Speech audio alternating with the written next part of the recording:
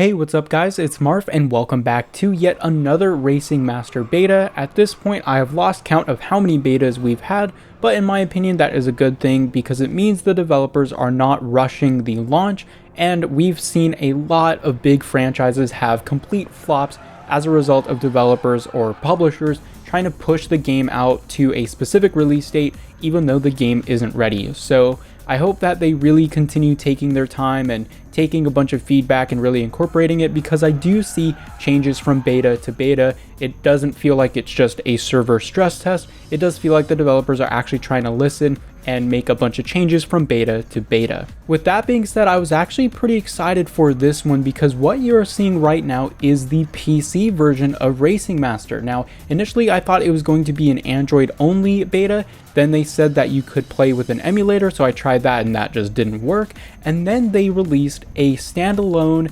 PC version, which I downloaded, and that's what you're seeing gameplay of right now. Now, there are some huge issues with it, but I do want to say it seems like there is a lot of potential here. I'm really impressed with the graphics. They seem like they do have some upgraded textures and lighting effects for the PC version specifically, and that is awesome to see. And honestly, during some moments like in the Alps track, it really did look quite amazing. With that being said, the biggest issue I had is stuttering. Now, you'll probably notice it throughout this video, but there is a ton of frame drops and stuttering littered throughout the experience. Now, in my opinion, it doesn't seem to be my hardware, because I tried lowering the graphics to their lowest and I still had tons of issues. So when something like that happens, it tells me that it's within the game itself rather than my hardware at fault. Now, I know this is a beta, I'm not faulting them for this, I'm just saying that this is the biggest issue, in my opinion, that they need to sort out in regards to the PC version. If we don't have a steady frame rate, there is honestly no point in playing this game whatsoever.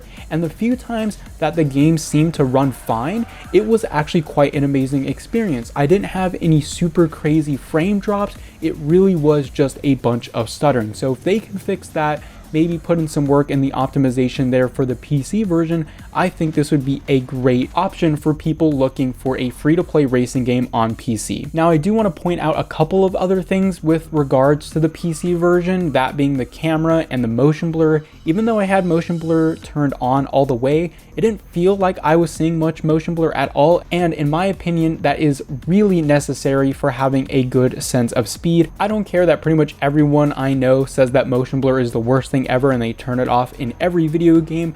I really do appreciate some good motion blur, especially in racing games. It really improves the sense of speed, so I hope that they improve that. The other thing is the camera. Now, I do love the cockpit camera, although I wish we had the option to change the field of view for that. However, the close chase cam, in my opinion, is not close enough. It feels pretty similar to the far away camera, and when I'm playing on my big monitor, I still feel like I'm really far away from the car, and it makes me feel like I'm outside of the video game rather than being immersed.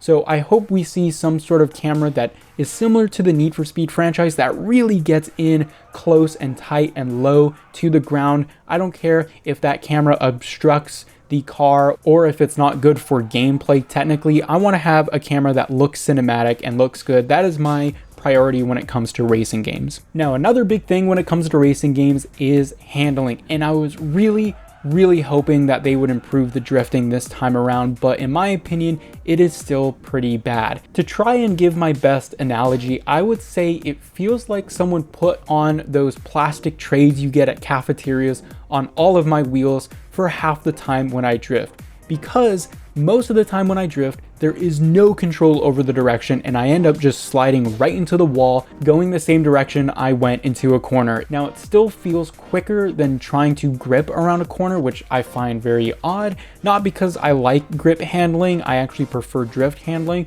but because the grip now feels even worse than it did before, and it just feels like you're driving around a parking lot with that. And speaking of which, again, that half of the time when I drift, it feels like someone just put those trays, those plastic trays on my wheels and I slam right into the wall. The other half of the time when I drift, it feels like I am trying to drive a shopping cart made of bricks in a tiny parking lot. You'll see throughout this video, I drift at like 30 miles an hour sometimes to get around a sharp corner, and it just not only doesn't it look good, it also feels absolutely terrible. It feels like my car is just trying to drive through a chunk of molasses or something like that.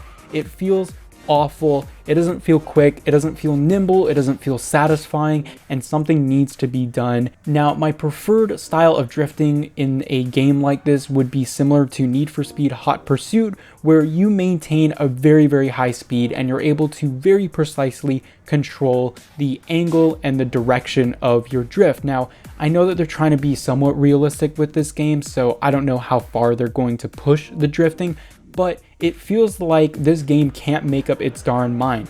Obviously, if you're in a professional racing environment, you're not drifting. Yes, I know there's Formula Drift, and that's a separate thing. So the developers need to make up their mind. Is drifting going to be satisfying, fast, yet unrealistic?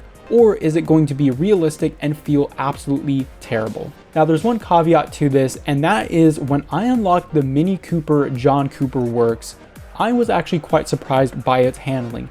Every other car in the game felt, again, like I said earlier, like I was driving through molasses or mud the entire time, and not in like a cool off-roading way, but in a I can't move my car kind of way. Now, the Mini Cooper is like at an A rating for its specific class, so it was all bright and gold and shiny, and so it felt like it had a boost of stats, not only in the speed and acceleration, but also the handling actually didn't feel super terrible with the Mini Cooper. So maybe this is just a result of all of the cars not being upgraded to their max, or maybe there are a couple of cars in the game that are just meta for their class.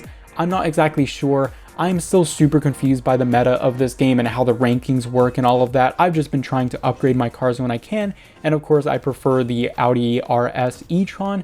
But yeah, the Mini Cooper did feel a bit better than all of the other cars. Even the exotic extreme cars, the Mini Cooper actually felt better than those. So I'm hoping that it's just the case of we need to upgrade all our cars and then the game starts to feel good. Again, I'm not too sure. Lastly, just want to talk on the UI again because it is still just as confusing as ever. There are way too many things in too many places.